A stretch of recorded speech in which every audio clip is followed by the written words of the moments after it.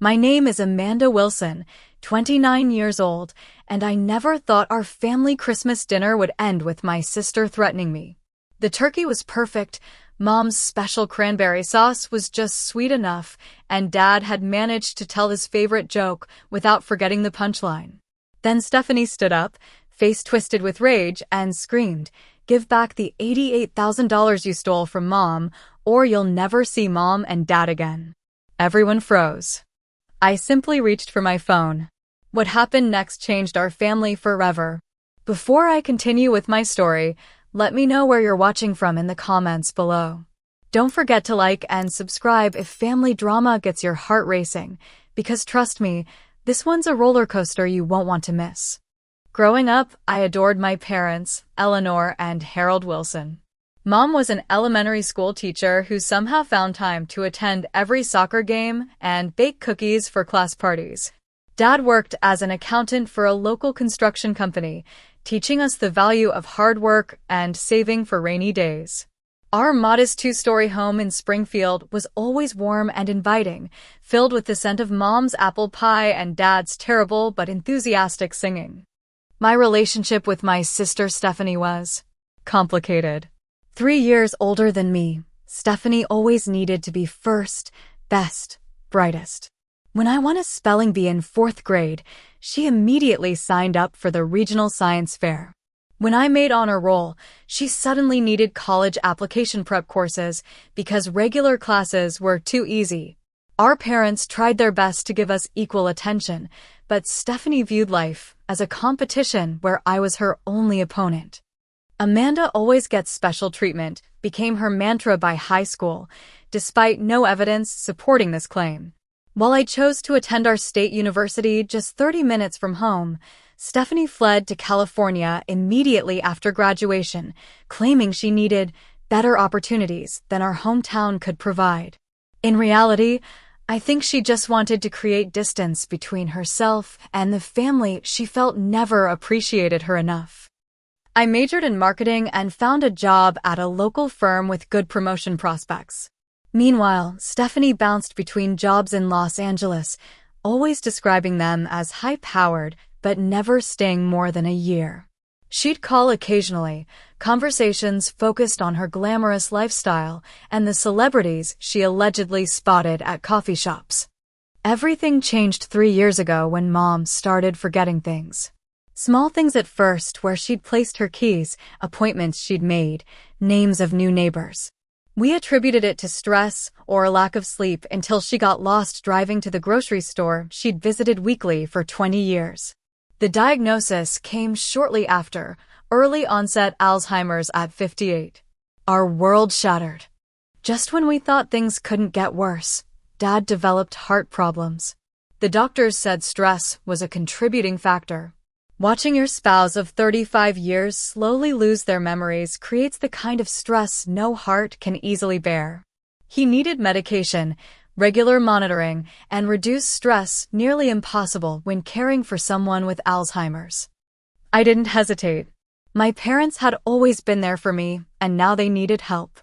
I negotiated a part-time position at my marketing firm, giving up the promotion I'd been working toward for 2 years. Stephanie sent flowers and called more frequently, but always had reasons why she couldn't visit. Work deadlines, her boyfriend Derek's allergies, California wildfires making travel inadvisable. Mom and Dad had lived modestly but responsibly. Their house was paid off, and they had about $120,000 in retirement savings. Not wealthy by any means, but they shouldn't have had to worry about basic needs. As Mom's condition worsened, I took over bill payments and account management at their request. Dad was overwhelmed trying to care for Mom, and his own health needed attention. "We trust you completely, Mandy," Dad said, using my childhood nickname as he handed over the files containing their financial information. "You always had a good head for numbers, just like your old man." When Stephanie finally visited 6 months after Mom's diagnosis, she was shocked by the changes. Mom had a difficult time recognizing her, which devastated Stephanie. Instead of processing her grief, she channeled it into criticism. "The house is a mess," she said, though I'd been cleaning weekly. And Mom's hair looks terrible. Aren't you taking her to get it done? I explained that Mom became agitated in unfamiliar environments, making salon visits challenging. I'd learned to trim her hair myself, not professionally but adequately. Stephanie rolled her eyes. This would never happen if I lived closer, she said, though she'd made no move to relocate. I tried repeatedly to involve Stephanie in care decisions. I emailed options for memory care facilities, sent updates from doctor appointments, and created a shared document tracking Mom's medications. Stephanie rarely responded, and when she did, it was with vague statements like, just do whatever you think is best, you're there after all, that somehow managed to sound both dismissive and accusatory. After about a year of managing their finances, I noticed irregularities in their bank statements. Several withdrawals for $2,000 to $3,000 appeared, always coinciding with Stephanie's infrequent visits.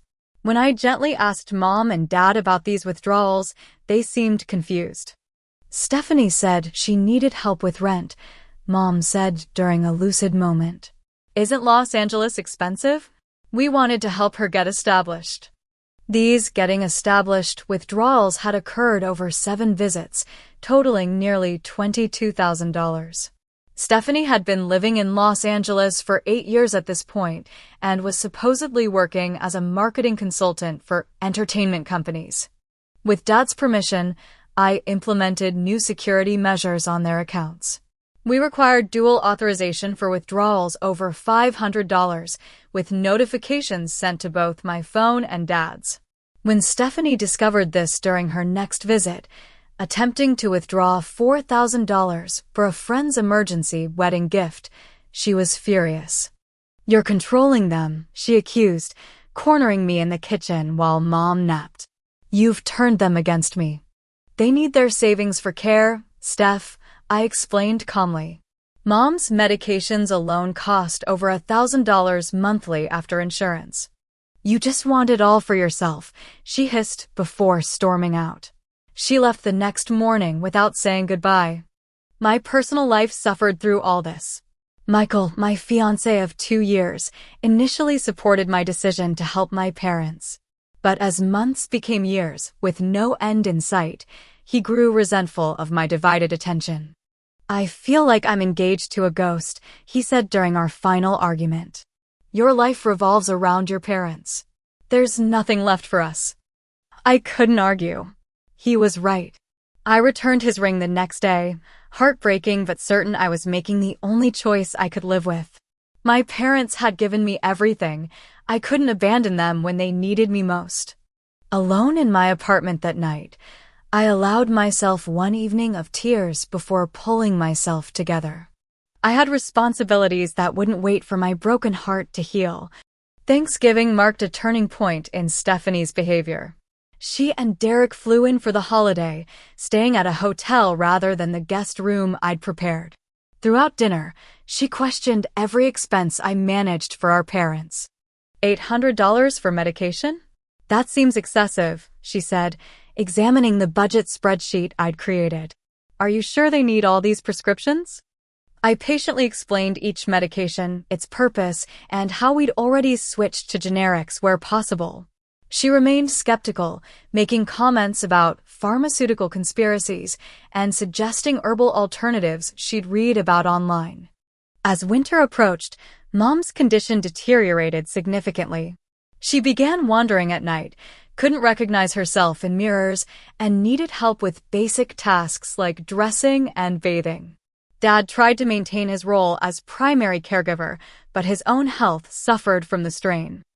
I researched care options extensively, creating spreadsheets comparing in-home care costs versus memory care facilities. Neither was cheap, but keeping Mom at home with professional help seemed best for now. Dad couldn't bear the thought of her living elsewhere, and familiar surroundings helped minimize Mom's confusion. During a particularly difficult week when Mom had stopped eating, convinced her food was poisoned, I discovered a brochure for Sunny Pines Care Center tucked into Stephanie's purse while looking for Mom's missing glasses. Curious, I researched the facility online. Sunny Pines was among the lowest-rated facilities in the state, with multiple violations for understaffing and neglect.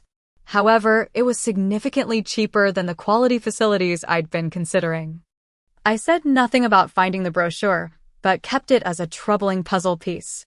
Despite everything, Dad insisted on hosting one last normal Christmas at home. His cardiologist advised against it, but Dad was adamant. "Your mother loves Christmas more than anything," he said, voice breaking. "She may not remember much, but she still smiles at the lights. I want to give her that joy in her home while I still can." How could I argue? Instead, I threw myself into planning a memorable holiday. I decorated the house with Mom's cherished ornaments, prepared her famous recipes in advance, and created a photo album of family Christmases throughout the years to help trigger her memories. 2 weeks before Christmas, strange calls began coming to my parents' home. Financial advisors asked about their assets, claiming they had appointments to discuss elder care planning. When I explained they must have the wrong number, they insisted Stephanie had arranged these consultations. One evening while helping Mom prepare for bed, I overheard Stephanie on the phone in the guest room. "It's taking longer than expected," she said in a hushed voice. "But I'll get access to the money soon. They can't keep living in that house anyway. It's not safe." When she realized I was within earshot, she quickly ended the call and claimed she'd been talking to a coworker about a project deadline. Derek's behavior around me grew increasingly uncomfortable. Once outgoing and friendly, he now avoided eye contact and left rooms when I entered. When I asked if everything was okay between him and Stephanie, he mumbled something about financial pressure before excusing himself. With mounting concerns, I installed security cameras in my parents' home with their permission, explaining it would help me monitor Mom's wandering when I couldn't be there. The real purpose was to document who entered their home and what they did there. I placed the primary camera in the living room, where Mom kept important papers in her antique secretary desk. I also consulted with Martha Jenkins, the family lawyer who had helped my parents prepare their wills years earlier. I explained my concerns without directly accusing Stephanie. Unfortunately, elder financial abuse is often perpetrated by family members, Martha said grimly. "Let's review your parents' documents and ensure everything is in order." We discovered Mom and Dad had established a trust years ago, naming me and Stephanie as co-equivalent trustees in the event of their incapacity. Martha suggested updating the arrangement given the current circumstances, but this required Mom's signature while she was lucid enough to understand what she was signing. Opportunity came during what Mom's doctors called a good day, a brief window of clarity in the fog of her condition. She recognized me immediately when I arrived, calling me by name and asking about work. I gently broached the subject of financial protection. "Mom, do you remember anyone asking you to sign papers recently?" She frowned, concentration evident on her face. "Stephanie brought some papers last time. She said it was for a surprise for your father. Something about a vacation we've always wanted." My parents had never been interested in travel. Dad got anxious away from home, and Mom preferred her own garden to any exotic destination. "Did you sign anything?" I asked, keeping my voice casual. "I don't think so." I told her I needed my glasses to read it first, and she said we could do it later. But she never brought it up again. I thanked her and changed the subject, not wanting to agitate her during this precious moment of clarity. Later that day, I searched the house and found several documents tucked beneath Mom's underwear in her dresser drawer. Among them was a partially completed power of attorney form naming Stephanie as sole agent, with authority to sell real estate. I secured these documents in a safety deposit box, along with copies of their legitimate will and trust documents. I also made digital copies, storing them in an encrypted cloud account. Christmas preparations accelerated as the holiday approached. I baked Mom's traditional cookies from her handwritten recipe cards, set up the artificial tree with the angel topper that had graced our Christmas since my childhood, and arranged for Dad's favorite carols to play softly throughout the day. 2 days before Christmas, Stephanie called with an unexpected request.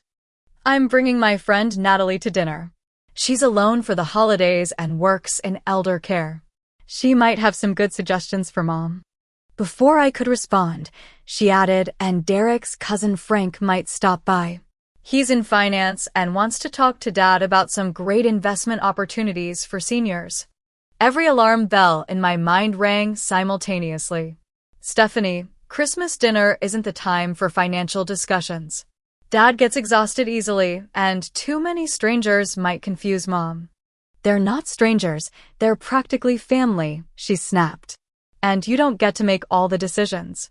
I'm their daughter too. Rather than escalate the conflict, I agreed, but immediately called Martha to alert her to potential concerns. She promised to be available by phone throughout the holiday if needed. As I hung fresh garland along the staircase on Christmas Eve, I desperately hoped for a peaceful holiday despite the tensions simmering beneath the surface. For Mom and Dad's sake, I wanted one last normal Christmas. Deep down, I feared it was impossible. Where am I? I want to go home, she repeated, clutching her robe around her thin frame. Dad looked exhausted, having clearly been up most of the night with her. I sent him back to bed for a few hours while I gave Mom her medication and gently oriented her to her surroundings. By the time Dad awoke, I had Mom settled in her favorite chair by the window, calm and watching birds at the feeder. The kitchen became my sanctuary as I prepared our traditional feast. The 20-pound turkey had been brining overnight, and the house filled with the aroma of roasting meat and fresh herbs. I prepared Mom's special cranberry sauce with orange zest and cinnamon, mashed potatoes with the perfect amount of butter, and green bean casserole with the crispy onion topping Dad loved. I set the dining room table with Mom's best china and the sterling silver flatware that had belonged to her mother. Each place setting included a Christmas cracker, a tradition Dad had brought from his British grandmother. Crystal glasses sparkled in the light from the chandelier, which I'd cleaned meticulously the day before. Aunt Janet and Uncle George arrived first, bringing their signature sweet potato casserole and genuine warmth. Janet was Dad's younger sister, practical and kind, with the same crinkly-eyed smile. She immediately went to Mom, speaking clearly but not condescendingly, showing family photos on her phone to stimulate memories. Remember this one, Eleanor? Mom smiled uncertainly, but seemed comfortable with Janet's gentle approach. My cousins Christina and Brian arrived next, bringing their spouses and an assortment of desserts. Christina immediately offered to help in the kitchen, while Brian engaged Dad in conversation about the recent football games, carefully avoiding topics that might highlight Dad's occasional memory lapses. By 3 o'clock, remember when you were about 6, and you insisted on making breakfast for everyone, she said, touching my cheek affectionately. You burned the toast so badly we had to open all the windows in December. My heart swelled at this unexpected gift of her memory. Dad, too, seemed stronger today, standing proudly at the head of the table in his Christmas sweater, preparing to carve the turkey. For a moment, it felt like old times, before illness had stolen so much from us. That moment shattered when the doorbell rang at 4:30, 2 hours after our agreed-upon time. Stephanie swept in wearing an expensive-looking red dress, followed by Derek in a suit that seemed too formal for our family gathering. Behind them came a petite woman with sharp features introduced as Natalie, and a balding man in his 50s carrying a briefcase, identified as Frank Peterson, financial advisor extraordinaire. Sorry we're late, Stephanie announced without sounding sorry at all. Traffic was a nightmare. But we're here now, so let's eat. She air-kissed Mom's cheek, barely making contact, and thrust a bottle of champagne at Dad before disappearing to freshen up, without helping seat her guests. Dinner began awkwardly but cordially. The food was delicious, the conversation carefully steered towards safe topics by Aunt Janet and myself. Stephanie dominated whenever possible, describing her exclusive clients and the celebrity parties she allegedly attended. Amanda, "This turkey is surprisingly moist," she said during a lull. "Usually yours are so dry. Did you finally look up a proper recipe online?" I had used Mom's recipe, the same one I'd followed for years. Before I could respond, Dad jumped in. "Your sister has been cooking our family Christmas dinner for 3 years now, and it's always perfect," he said firmly. "Just like her mother taught her." Stephanie's smile tightened, but she turned her attention to Mom. "You're looking thin, Mom. Is Amanda making sure you eat regularly?" The pattern continued through the meal. Every seemingly pleasant comment from Stephanie contained a barb directed at me, my care of our parents, or my life choices. I maintained my composure, focusing on ensuring Mom ate adequately and Dad didn't overexert himself. Meanwhile, Natalie asked increasingly personal questions about Mom's care routine. "What medications is Eleanor taking? Are there any sedatives? Those can be quite valuable. Valuable tools in memory care management." Frank repeatedly attempted to steer conversation toward financial planning and elder care options, despite my changing the subject. "Property values in this neighborhood have increased substantially," he mentioned while passing the gravy. "Seniors sitting on valuable real estate often don't realize the opportunities available to them." During the main course, I noticed Stephanie leading Mom to the bathroom. They were gone longer than necessary, and when they returned, Mom looked confused while Stephanie appeared smug. I excused myself and checked the bathroom, finding nothing amiss, but my unease grew. As I served apple pie with cinnamon ice cream for dessert, I noticed Frank sliding papers across the table to Dad, speaking in low tones. I was about to intervene when Stephanie suddenly stood, her chair scraping loudly against the hardwood floor. "I can't do this anymore," she announced, voice rising dramatically. "I've tried to handle this privately, but Amanda leaves me no choice." The table fell silent. Mom looked up in confusion, while Dad's face registered alarm. "Amanda has been stealing from Mom and Dad," Stephanie declared, pointing an accusing finger at me. $88,000 is missing from their accounts, and it conveniently disappeared after she took control of their finances.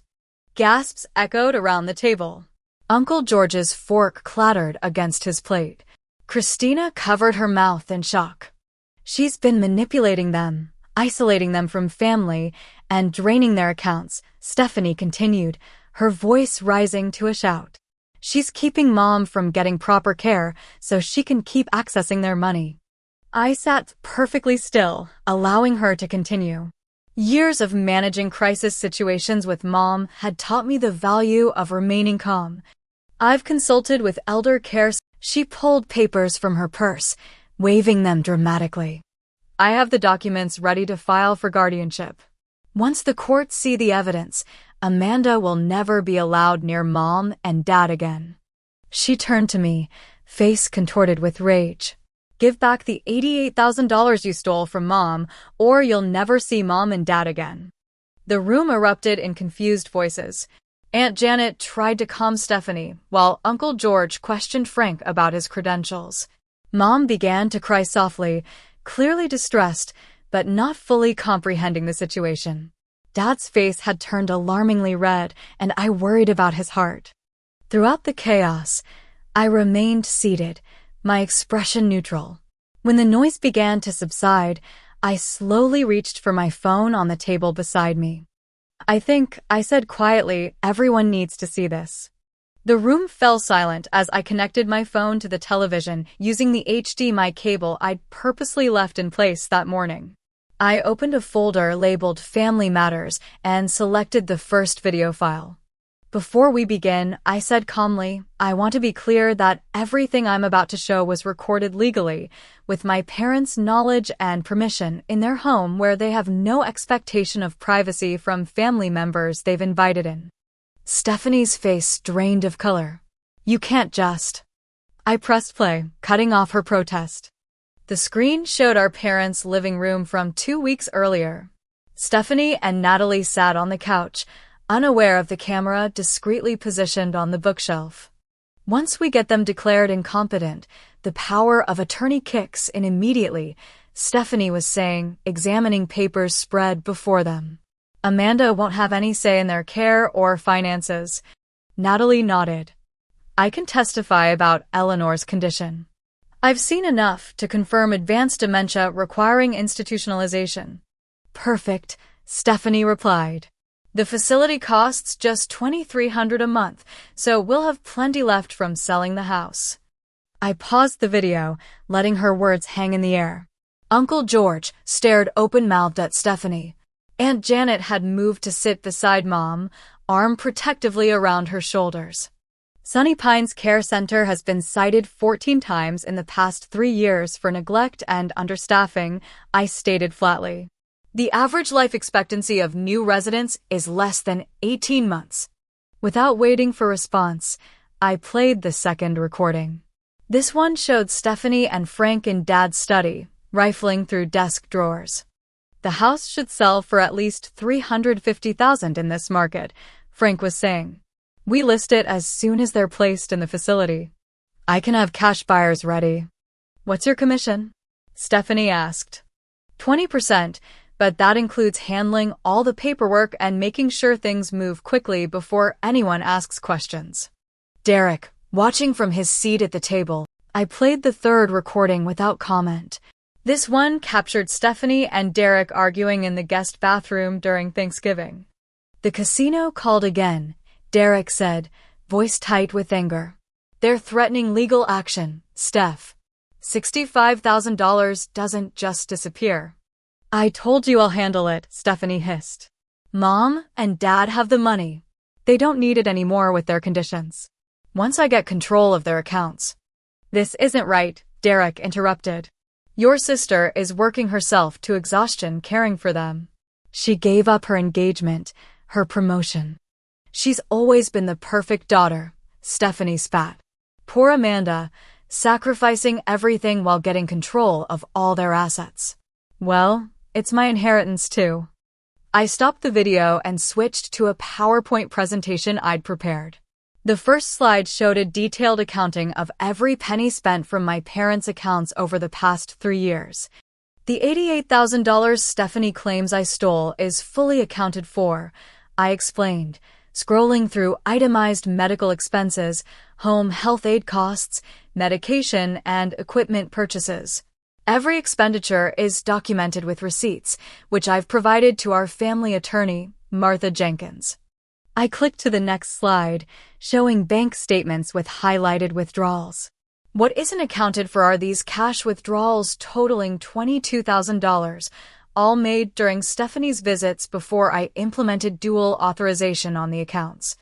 Aunt Janet gasped. Eleanor, did you authorize these withdrawals? Mom looked confused, but Dad spoke up clearly. We gave Stephanie money when she asked. She said she was having temporary financial difficulties. His voice hardened. We didn't realize those difficulties involved gambling debts. The next slide showed documents found in Mom's dresser drawer. These are partially completed power of attorney forms naming Stephanie as sole agent. The signature purporting to be Mom's does not match her actual signature. I showed a comparison of the signatures. The difference is obvious even to untrained eyes. Derek stood abruptly, moving away from Stephanie. I knew you were hiding something, but this is criminal. Oh, please, Stephanie scoffed, attempting to regain control of the situation. Amanda obviously manipulated those recordings. She's trying to make me look bad because she knows I've caught her. The recordings are unedited and time-stamped, I replied calmly. And they're not the only evidence. Frank attempted to slip quietly toward the door, but Uncle George, a former college football player still imposing in his 70s, blocked his path. I think you should stay for this part, friend. Natalie became defensive, arms crossed tightly. I was just doing my job as a healthcare consultant. Stephanie asked for my professional opinion. Are you actually licensed in elder care? I asked. Her silence was answer enough. Mom, who had been quiet throughout the revelations, suddenly spoke with unexpected clarity. Stephanie Jane Wilson, we raised you better than this.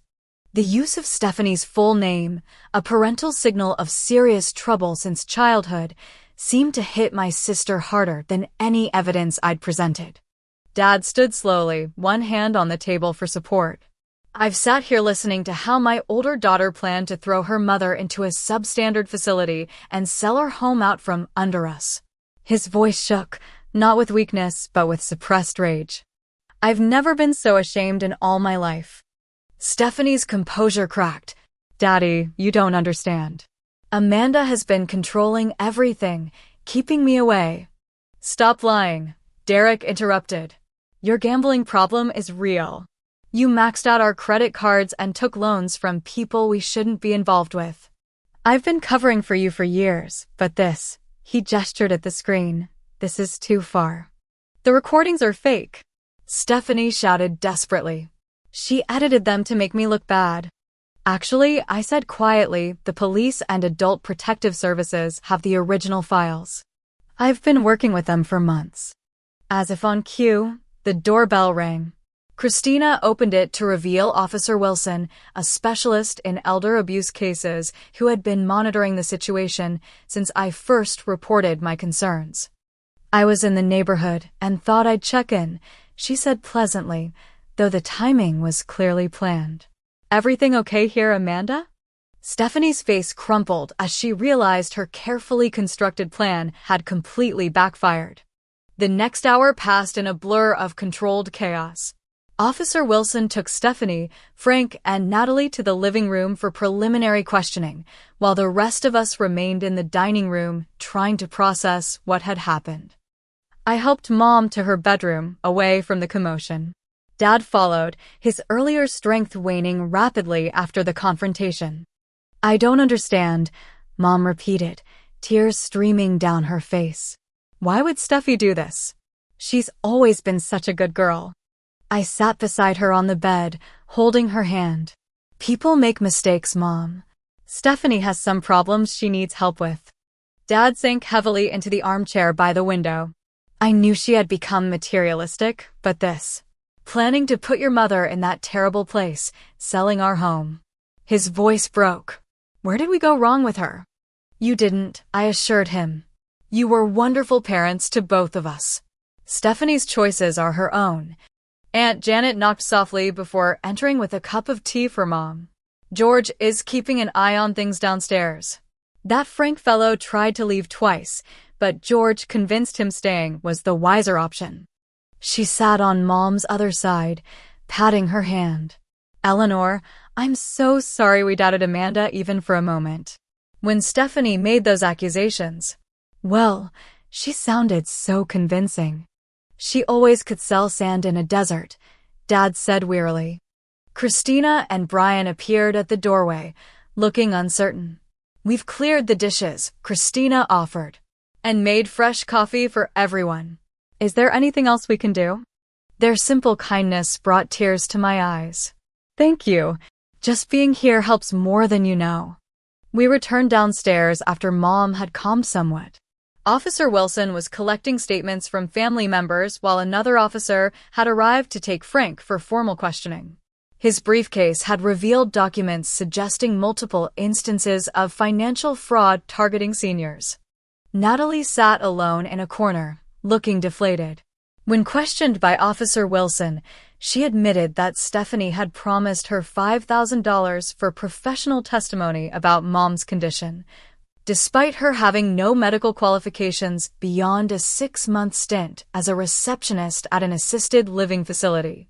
Derek had been the most surprising development. Once separated from Stephanie's influence, he broke down completely, confessing their financial troubles in detail. She lost control about 3 years ago, he explained, running his hands through his hair. Small bets at first, then larger and larger amounts. When she lost, she'd get desperate to win it back. We remortgaged our condo, maxed out 6 credit cards, and still she kept going. When loan sharks started calling, I knew we were in serious trouble. Did you know about her plans for her parents? Officer Wilson asked. Not the details, he insisted. She said they had money sitting idle that could help us get back on our feet. I thought she meant asking for a loan, not this. He gestured vaguely at the evidence. I never would have gone along with putting them in a bad facility or selling their house. I believed him. Derek had always been kind to my parents, sending thoughtful gifts and remembering their preferences. The man I saw today looked broken by the revelation of how far his wife had gone. As family members gave statements, I found myself standing alone in the kitchen, emotions finally catching up with me. The vindication I felt was overshadowed by devastation for my parents. Their Christmas had been ruined, and worse, they now had to face the painful reality of their daughter's betrayal. Aunt Janet found me there, staring blankly at the remnants of our festive meal. Without a word, she pulled me into a tight hug. "You've been carrying this alone for too long," she whispered. "Let us help now." I nodded against her shoulder, allowing myself a moment of vulnerability before straightening up. Mom and Dad still need to come first. By 8 o'clock, Officer Wilson had finished the preliminary interviews. Stephanie would need to come to the station for formal questioning, with charges of attempted fraud and elder abuse likely to follow. Frank was already in custody, his history of similar schemes making him a flight risk. Natalie was released with a warning, though she would be called to testify if charges proceeded. "You did everything right," Officer Wilson told me quietly. "The documentation, the legal consultations, involving us early. Most families aren't this prepared, and the outcomes are often tragic." As Stephanie was escorted out, she looked back at me with an expression I couldn't quite decipher. Anger? Remorse? Perhaps a mixture of both. Derek followed at a distance, having arranged to stay with a friend rather than accompany his wife. After the police left, taking the main participants in the drama with them, an awkward silence fell over the remaining family members. It was Christina who finally broke it. "We still have dessert," she said hesitantly. "And it's still Christmas. Maybe we could try to salvage something of the day." Her suggestion was simple but powerful. We gathered in the living room with plates of pie and cups of coffee. Uncle George found an old photo album, and soon gentle laughter mixed with tears as we shared memories of happier times. Mom, exhausted by the day's events, fell asleep on the couch with her head on Dad's shoulder. He stroked her hair gently, his expression a mixture of love and sorrow. "The extended family left you knew for months, didn't you?" he asked quietly. I nodded. I had suspicions even longer, but concrete evidence only recently.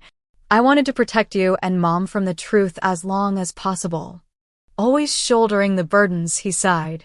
"Just like when you were little and wouldn't tell us about the bullies because you didn't want to worry us."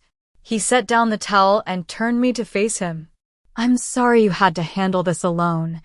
I wasn't entirely alone, I assured him. Martha helped, and Officer Wilson. I kept hoping Stephanie would come to her senses before it went this far. After Dad went to bed, I settled on the couch with a blanket, unwilling to leave them alone tonight. Sleep eluded me as I replayed the day's events, wondering if I could have prevented things from reaching this breaking point. Around 3 a.m, I checked on my parents, finding them sleeping peacefully despite everything. Morning brought difficult conversations. Mom was having another good day cognitively, which was both blessing and curse.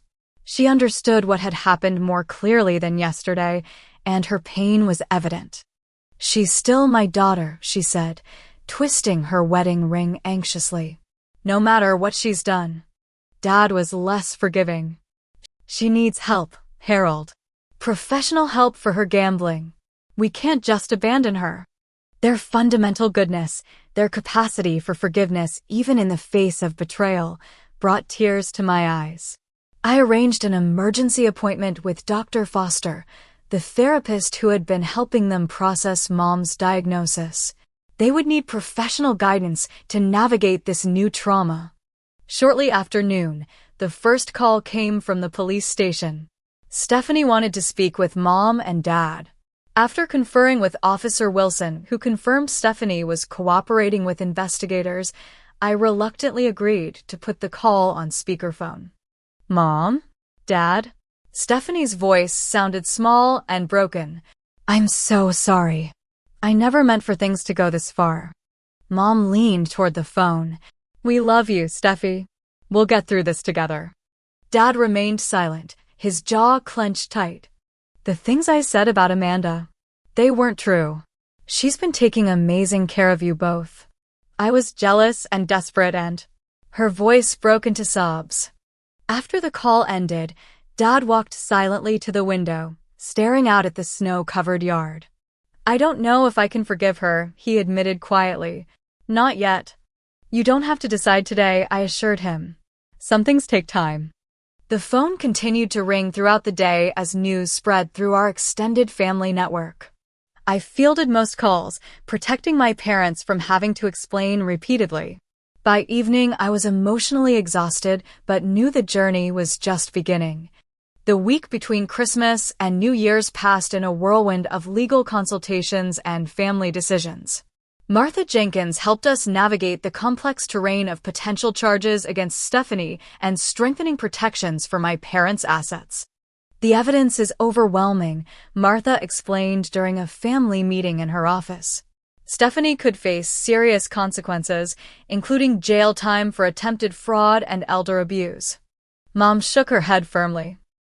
After lengthy discussions with the district attorney, a plea agreement was proposed. Stephanie would enter a gambling addiction treatment program, make restitution for the money she had taken, and remain under court supervision for 3 years. In exchange, the most serious charges would be reduced.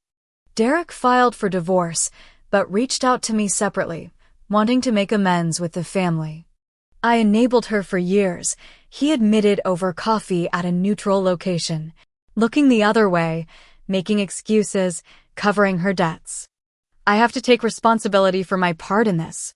His sincerity seemed genuine, and I found myself feeling sympathy for him despite everything.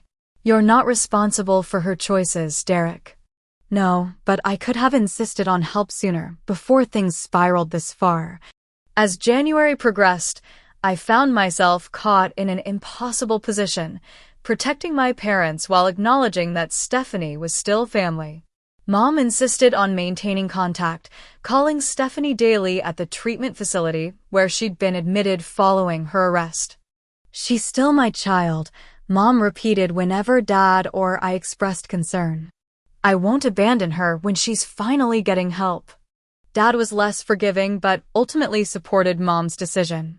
Your mother has always had more grace than the rest of us, he told me privately. Maybe she's right. Maybe Stephanie can change.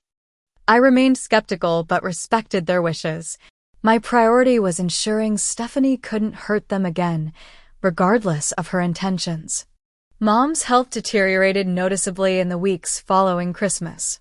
Her doctor attributed it to the emotional stress of the situation, explaining that trauma could accelerate cognitive decline in Alzheimer's patients.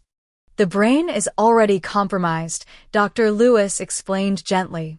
Additional stress taxes its limited resources further.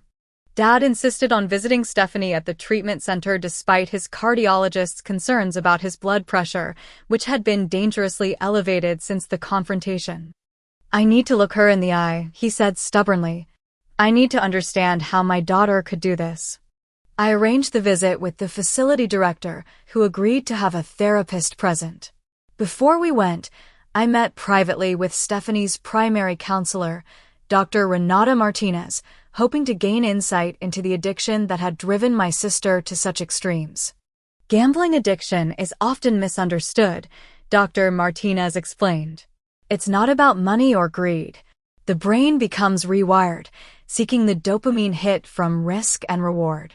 Family members typically see only the lies and manipulation, not the desperation and self-loathing underneath. Does that excuse what she tried to do to our parents?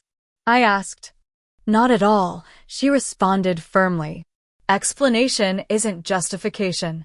Your sister needs to take full responsibility for her actions as part of recovery. I just want you to understand that the person who did these terrible things was being driven by a disease that distorted her thinking and values. As I processed this information, another troubling discovery emerged. Stephanie's gambling debts were far worse than we had imagined. Over $200,000 owed to both legitimate casinos and dangerous underground operations. They were threatening her, Derek revealed during another meeting. That's why she became so desperate. One of them showed up at our condo, said they'd start collecting body parts if she didn't pay. This information presented a difficult decision. Should we press forward with charges, knowing the full extent of Stephanie's desperation, or focus on rehabilitation? The district attorney wanted my parents' input as the victims of the attempted fraud. This isn't a simple criminal case, he acknowledged during our meeting. There are mental health and addiction components, family dynamics, and legitimate threats involved. Your parents' wishes will carry significant weight in how we proceed. After many tearful discussions, my parents decided against pursuing the most serious charges, provided Stephanie committed fully to treatment and accepted financial guardianship until she demonstrated recovery. The DA reluctantly agreed, with strict conditions for Stephanie's probation. This decision created unexpected backlash when the story leaked to local news. A neighbor had apparently overheard the Christmas confrontation and shared details with a reporter. The resulting article, while not naming our family directly, contained enough specifics that acquaintances could identify us. Holiday horror. Daughter plots to defraud parents with Alzheimer's and heart disease, read the sensationalized headline. The unwanted publicity brought both criticism and support. Some community members believed Stephanie was getting off too easily. Others praised my parents for their compassion. The attention became so disruptive that I took a leave of absence from work to focus on the family crisis and shield my parents from the public eye. As February arrived, bringing with it Stephanie's release from the initial intensive phase of treatment to a structured outpatient program, we faced the question of reintegration. How could we rebuild any semblance of family while maintaining necessary boundaries? The first supervised visit between Stephanie and our parents took place in the neutral setting of Dr. Foster's office. I remained present, but tried to stay in the background, allowing them space for honest conversation. Stephanie looked markedly different after 6 weeks of treatment. The polished facade was gone, replaced by minimal makeup and simpler clothing. She spoke quietly, without the dramatic flair that had characterized her previous interactions. I've been working through the steps, she explained, referring to the Gamblers Anonymous program.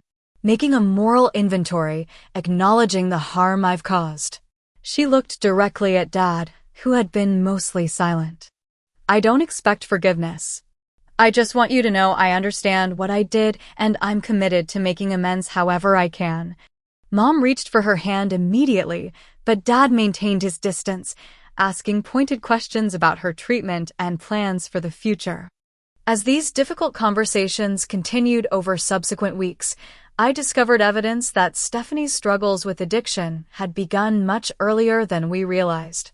While helping Derek clear out their shared storage unit, I found financial records dating back to Stephanie's college years showing patterns of excessive spending followed by desperate attempts to cover shortfalls. She maxed out her first credit card 3 months into freshman year, Derek confirmed. Her roommate introduced her to online poker. She thought she had a system. This information added another layer of complexity to our family narrative. Had we missed signs? Could earlier intervention have prevented this outcome? These questions haunted me as I tried to balance compassion with caution. Family therapy sessions with Dr. Foster revealed deep-seated issues between Stephanie and me that had never been addressed. Her perception of favoritism, my resentment of her abandonment when our parents needed help, and unresolved childhood competitions created a foundation for the current crisis. You were always the good one, Stephanie admitted during a particularly intense session. The responsible one, the one they could count on. I felt like I could never measure up, so I stopped trying and went the opposite direction. I was drowning taking care of them alone, I countered. I needed my sister, and you were too busy creating a fantasy life in California to even call regularly. These painful truths, long suppressed, needed airing before any healing could begin. Dr. Foster guided us skillfully through the process, never allowing blame to overshadow understanding. Both perspectives can be valid simultaneously, she reminded us. The path forward isn't about determining who is right or wrong, but about creating new patterns of interaction. As spring approached, tentative progress emerged. Stephanie secured a position with the treatment center's administrative office, a carefully structured environment where her financial access was limited. Derek proceeded with the divorce, but maintained cordial relations with the family. My parents adjusted to their new normal, which included more support from extended family and clearer boundaries with Stephanie.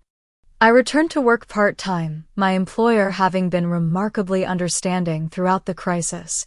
The promotion I had sacrificed years earlier was offered again, with flexible hours to accommodate my continuing family responsibilities. Through it all, the security measures Martha had helped implement remained in place, protecting my parents' assets from potential relapses or new threats. Trust, once broken, could only be rebuilt gradually through consistent actions, not promises. 6 months after that fateful Christmas dinner, our family looked markedly different. The initial shock and rage had mellowed into a cautious new normal. Mom's condition had stabilized after the initial decline, though her lucid periods became increasingly rare. Dad's heart condition required additional medication, but his doctors were pleased with his progress once the acute stress diminished. With Martha's guidance, we had created comprehensive new financial protection systems for my parents. A professional fiduciary now provided oversight for all significant transactions, while I maintained day-to-day management with complete transparency.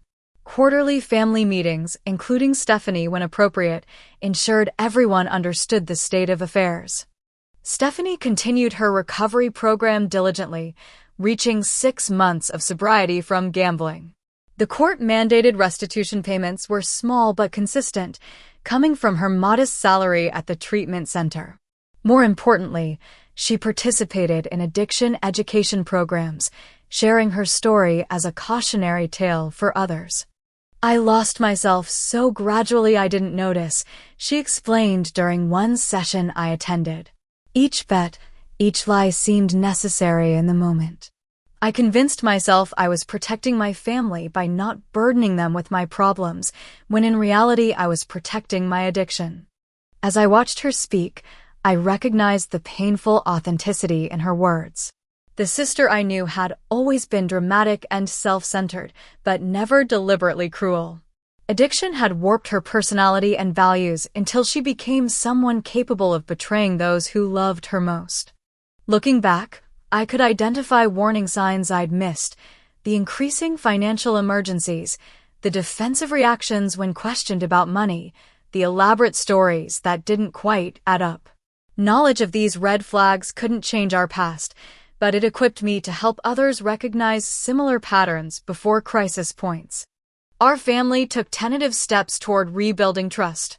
Stephanie was now allowed supervised visits with our parents twice weekly, gradually increasing as she demonstrated consistency. Dad, who had initially refused to be alone with her, now occasionally took short walks with her around the neighborhood, cautiously reconnecting. I don't know if I'll ever fully trust her again, he admitted to me. But she's still my daughter. I see her fighting to get better, and that counts for something. My own life began to expand beyond caregiving and crisis management. I returned to work full-time, my employers having held my position during my extended leave. The colleagues who had seemed peripheral during my years of caregiving now became a valuable support network, drawing me back into social connections I had neglected. I even began dating again, meeting James through a support group for families dealing with Alzheimer's. As the son of a mother with similar challenges, he understood the unique demands and emotional toll of my situation without explanation. Our relationship developed slowly, neither of us having energy for drama or games. "You carry a lot," he observed on our third date. "But you carry it with grace." His simple acknowledgement of my reality, without pity or platitudes, felt like a gift after years of isolation. The following Christmas looked nothing like our traditional celebrations. Mom's condition had progressed to the point where large gatherings confused and agitated her. Instead of hosting extended family, we had a quiet dinner at my parents' home, with Stephanie joining us for dessert only. The limited interaction protected Mom from overwhelm while allowing Stephanie to participate appropriately. The modest gifts and simplified meal bore little resemblance to holidays past, yet contained an authenticity previous celebrations had sometimes lacked. We were no longer performing family perfection, but acknowledging our broken, healing reality. Throughout this journey, I discovered strength I hadn't known I possessed. The shy, conflict-avoidant daughter who once deferred to Stephanie's louder personality had become an advocate, unafraid to establish boundaries and demand accountability. This assertiveness balanced with compassion, not the doormat my sister had sometimes treated me as, but not hardened by bitterness either.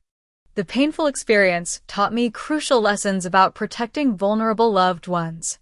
Documentation proved essential. Without the recordings and financial records, Stephanie's performance at Christmas dinner might have convinced others of her accusations. Creating legal protections before crisis points, involving professionals early, and establishing clear boundaries all made difference between potential tragedy and managed difficulty. Being prepared for confrontation didn't mean seeking it. I had hoped until the last moment that Stephanie would recognize the destructive path she was on without public exposure. When that proved impossible, having evidence ready allowed the truth to emerge quickly and clearly. Most importantly, I learned that family loyalty doesn't require blind trust. Loving someone means wanting their highest good, which sometimes includes consequences that prevent further self-destruction. Enabling Stephanie's addiction would have been easier in the short term, but devastating for everyone, including her, ultimately. On a particularly good day, Mom experienced a moment of complete clarity. Sitting in her favorite chair by the window, sunshine illuminating her still beautiful face, she took my hand and looked directly into my eyes. "You saved us, Amanda," she said clearly. "Not just from Stephanie, but from losing our dignity. You helped us face a terrible truth while preserving what matters most." Her lucidity faded moments later, but her words remained with me, a validation I hadn't realized I needed. Family bonds are both remarkably fragile and surprisingly resilient. The trust built over decades can shatter in a moment of betrayal, yet the connections themselves often survive, transformed but intact. Our family would never return to what it had been before addiction entered our lives, but perhaps the new version, built on honesty and appropriate boundaries, contained its own kind of strength. As for Stephanie and me, our relationship continues to evolve. The competitive sisterhood of our youth and the caretaker-betrayed dynamic of recent years have given way to something more complex. We may never be best friends, but we are finding a way to be family again, one difficult conversation at a time. If you've experienced family betrayal or addiction's impact on relationships, please share your story in the comments below. Sometimes knowing we're not alone in these struggles makes them more bearable. And if you found value in hearing my journey, please like and subscribe to support others finding their way through similar challenges. Remember, even in our darkest moments, truth has power, and healing, while not always the ending we imagined, remains possible. Thank you for listening, and may your own family stories, however complicated, find paths toward healing.